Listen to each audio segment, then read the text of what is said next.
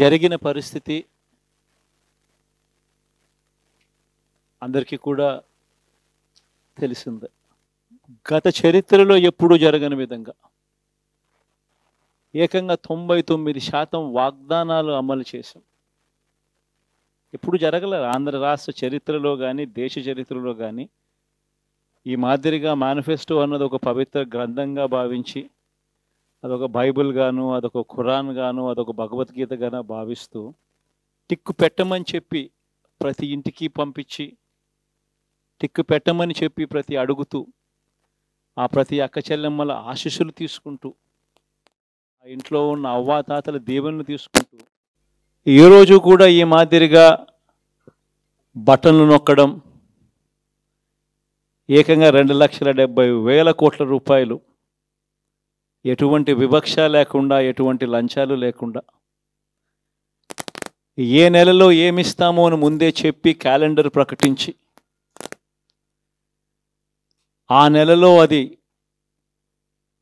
తప్పకుండా ప్రతి సంవత్సరం తూచా తప్పకుండా ప్రతి సంవత్సరం అది జరిగేట్టుగా చేస్తూ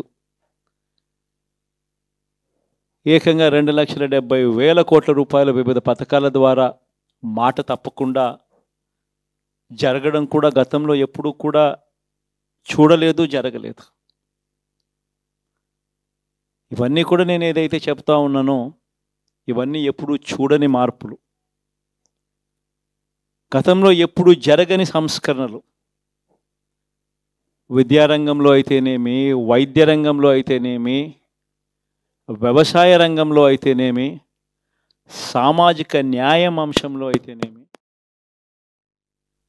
మహిళా సాధికారత అంశంలో అయితేనేమి, గవర్నెన్స్ విషయంలో అయితేనేమి ఎప్పుడు జరగని చూడని సంస్కరణలను కూడా తీసుకొచ్చాం. ఇవన్నీ నేను ఏదైతే చెప్తా ఉన్నానో ఇవన్నీ మనం చేసి చూపించి ప్రజల మన్ననలు పొందిన తర్వాతే ఎన్నికలకు వెళ్ళాం. ఎన్నికల్లో ఏమైందో తెలీదు. 5 సంవత్సరాలు కళ్ళు మూసుకుంటే చాలా అయిపోయింది. 5 సంవత్సరాలు మళ్ళీ 2024 నుంచి 2029 కూడా